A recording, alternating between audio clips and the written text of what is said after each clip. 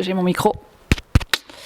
Je suis au soleil parce qu'il fait froid dans mon atelier et que j'ai besoin de vitamine D. Je vous ai fait une petite introduction avant la cuisson au bois. Là, c'est juste après, mais j'ai pas encore découvert les pièces. Waouh! Oh, elle a l'air folle la noire là! Donc les pièces sont encore au chaud dans le four. On va aller ouvrir ça dans quelques jours. Et je voulais vous faire un petit feedback de ce qui s'était passé. Donc la cuisson s'est déroulée en 2 jours.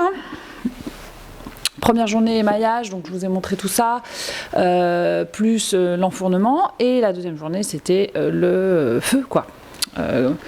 À monter en température et faire le feu. Et ça s'est très bien passé, c'était très calme d'une certaine manière. On s'est bien marré. Bien évidemment, parce qu'on était avec les copains et les copines, Louise, Marie et Lucas, donc c'est sûr qu'on s'est marré, entouré de Benoît, qui peut-être nous a pris pour des foufous. C'est lui qui nous a partagé son savoir sur ce four Phoenix qu'il a construit. Et franchement, c'était top. On a juste trop hâte d'ouvrir.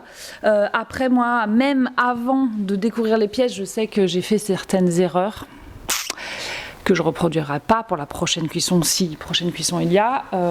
J'ai fait j'avais décidé de faire des jus d'oxyde, donc des décors au jus d'oxyde que j'ai appliqués après l'émail. J'avais envie de faire ça parce que je pensais que, comme j'avais déjà fait ça à Oxford, j'avais bien aimé le résultat. Je m'étais dit que si j'ai appliqué les jus d'oxyde sous l'émail, peut-être ça n'aurait pas les mêmes effets. Et en fait, le problème a été que déplacer les pièces de l'espace d'émaillage, de la planche à l'intérieur du four veut dire manipulation, ce qui est logique. Et en fait, en manipulant les pièces, on mettait nos doigts sur l'émail et sur les jus d'oxyde qui du coup pas bavaient, mais on a les traces de doigts. Et ces traces de doigts, je pense pas qu'elles vont être très ouf. Je pense pas que ça va être très beau. J'ai un peu peur. Mais bon, après, moi je suis une anxieuse et je me pose beaucoup de questions et du coup je suis en train de me dire mais pourquoi j'ai fait ça? Pourquoi j'ai fait ça? Et on ouvre le four mercredi, je vous emmènerai bien évidemment avec moi. Et vous pourrez découvrir les pièces. C'est tout, hein. C'est tout ce que j'ai à dire. C'est tout ce que j'ai à dire, en fait. Allez, bisous.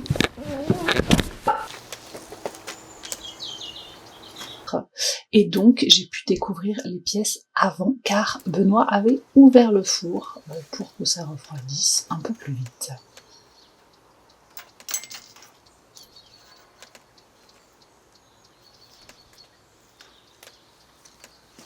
Et là, tout le monde arrive, ils sont excités, comme je l'étais quand j'ai découvert la porte qui était un peu ouverte. Et on va découvrir nos pièces, mais qu'on voit à peine. Non, c'était catastrophique. Ah ouais. Le marché était vraiment Ce mauvais. métal. Oh waouh! Oh, elle a l'air folle la noire là. Et votre vierge là, complètement noire. Vous voulez un café? Oh. Oui, mais on va Elle a venir le l'air faire avec toute toi. métallisée. Et j'adore ce petit montage. Ouais, alors reçu. Mais non, mais si, regarde pas Aucune pièce, meuf. On voit rien. Attends, si, on voit là. On voit presque rien car il y a vraiment qu'une toute petite partie de la porte qui est ouverte. Donc on a vraiment hâte de démonter ça, ce qu'on va faire directement. On attend que tout le monde arrive, qu'on ait bu le café tranquillement. Et on va pouvoir enlever chaque brique. Ça c'est tout. Ouais, un bloc.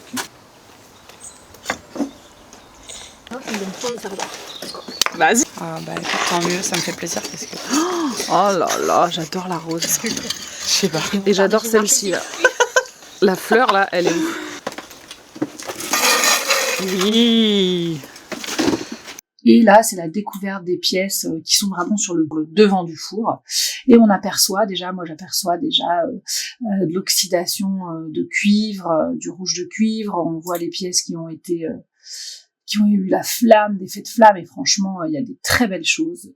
En céramique, en porcelaine, ça fait des effets rosés. La flamme fait des effets rosés ou alors sont influencés par les émaux qui sont autour. Vraiment, c'est top. Ah, ça, c'est trop beau. Tu vas manger la pomme. Vas-y, mange la pomme.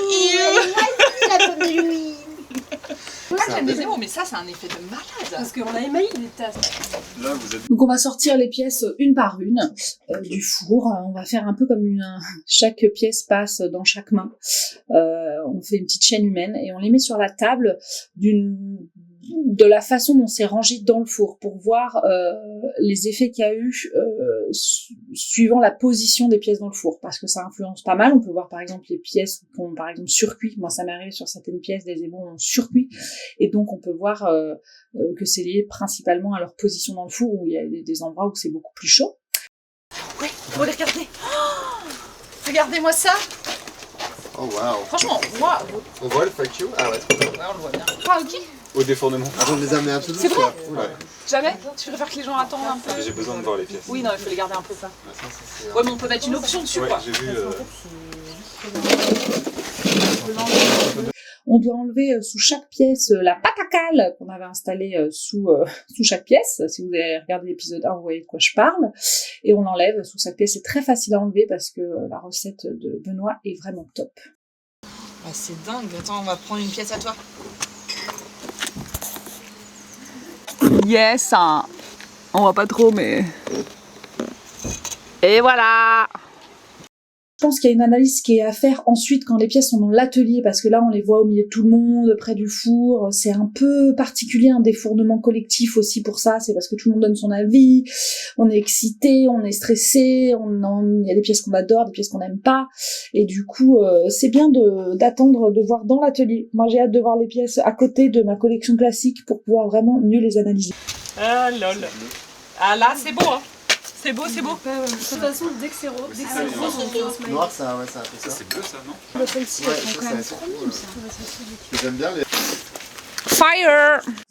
Et donc, bien évidemment, on analyse directement les pièces qu'on voit, on essaie de comprendre ce qui s'est passé, et c'est assez fascinant. Moi, je repère déjà une pièce que j'adore beaucoup, celle que Marie pointe du doigt, que j'adore.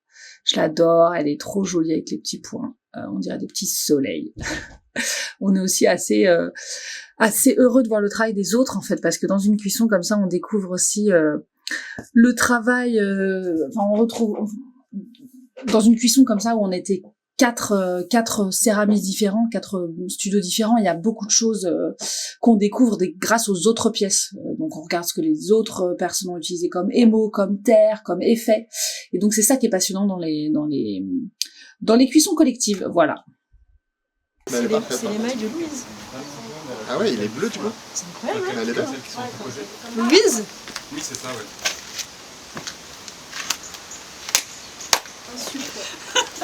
Quoi le geste? Bah Ah, ok. pas synchro, c'est parfait. Parfait. C'est ça qu'on aime. Ok. Je vais laisser toutes les pièces Allez, vous me faites toutes les pièces. et tu fais tout.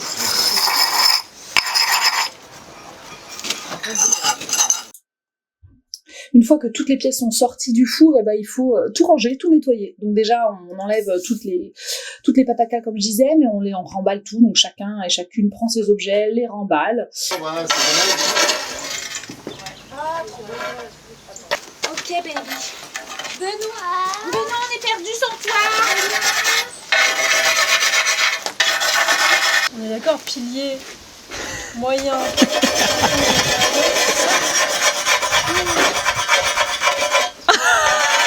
Comme c'est un four que tout le monde utilise à la maison du filet, c'est important de préparer les plaques en amont, comme ça elles sont prêtes pour la prochaine personne. C'est ce qu'on fait le groupe d'avant nous.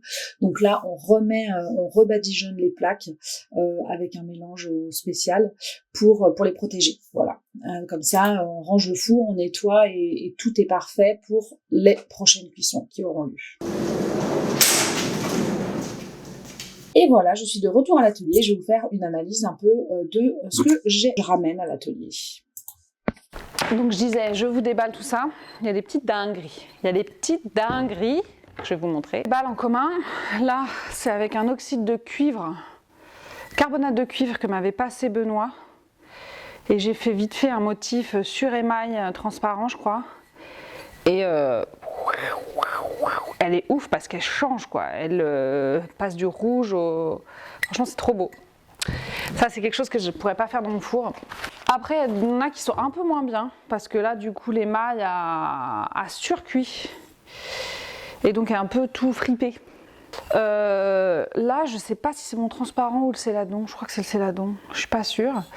Et là aussi, en fait, il y a des effets que j'adore, mais pas partout. Il s'est passé plein de trucs. Là, par exemple, pour moi, c'est exactement ce que je voulais. Je voulais ça. Je voulais ces petits points-là.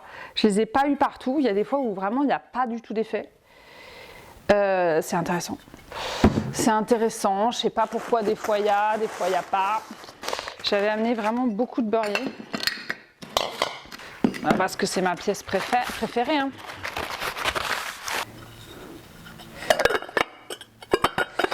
Je l'adore, je l'adore, je l'adore, je l'adore. Je l'adore. Voilà. Que j'ai fait cette cuisson au bois, c'est pour ce genre de pièce. Pour cette pièce, vraiment pour cette pièce, je l'ai fait. Avec les impacts, franchement, une comme ça, et je suis trop contente. Après, celle-ci, il est pas mal non plus. Mais il n'a pas rendu parfaitement. J'aurais rendu compte, j'avais... Bon, alors ça, c'est... No. No, no, no.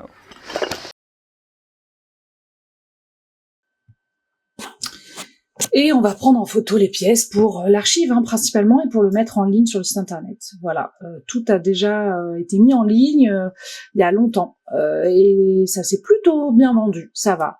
Il y a encore des pièces en solde sur le site internet si ça vous intéresse quand vous regardez cette vidéo. Voilà. Alors, ça fait 1 mois que j'ai fait la cuisson au feu de bois au filet. Et donc, je trouve qu'un mois plus tard, c'est un bon... j'ai assez de recul pour vous parler du résultat.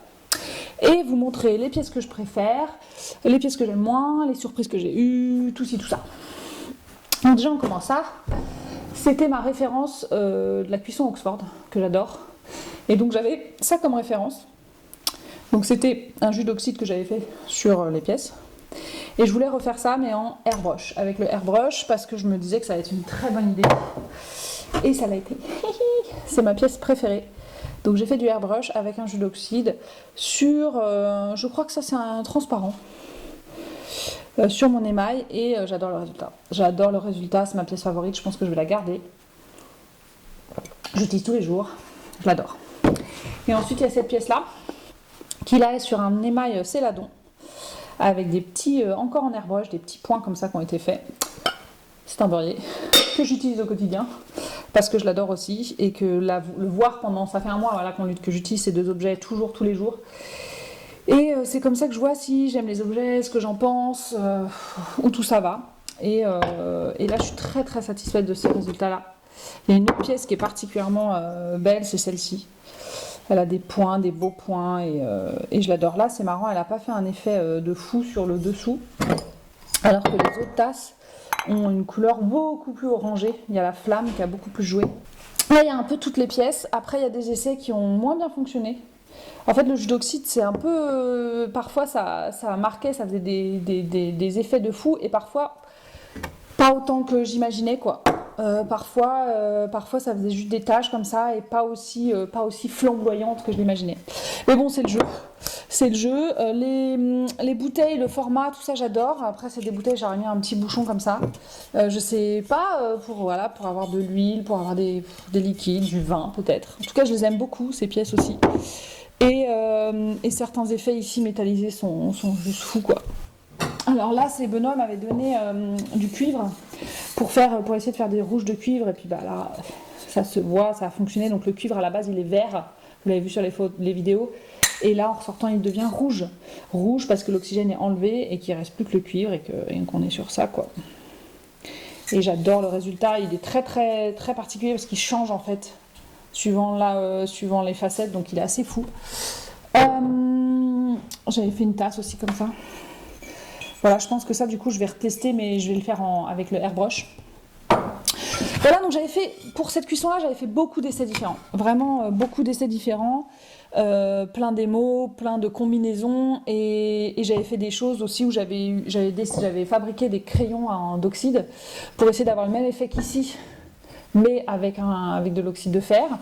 Et ça n'a pas marché. Ça n'a pas marché. On voit quelques petits traits, mais vraiment légers, et ça n'a pas fonctionné comme je le souhaitais. Donc un peu déçue sur ça, mais bon écoute, je verrai si je continue. En tout cas le airbrush a bien fonctionné, donc il va falloir que j'apprenne à le maîtriser. Et sinon, il y a eu pas mal de pièces qui ont surcuites, malheureusement, parce que dans un four comme ça, c'est assez dur d'avoir une température homogène sur tout le four. Ça varie suivant les étages. Et puis j'ai des émaux qui n'ont pas résisté, qui ont fait des rides comme ça. Et voilà, là la moitié est bien et la moitié est surcuite, vous voyez là dans le four. Donc ça rend une pièce assez intéressante, mais c'est pas ce que je recherchais quoi. Il y a des choses un peu particulières qui sont passées sur certaines surfaces dues à la surcuisson.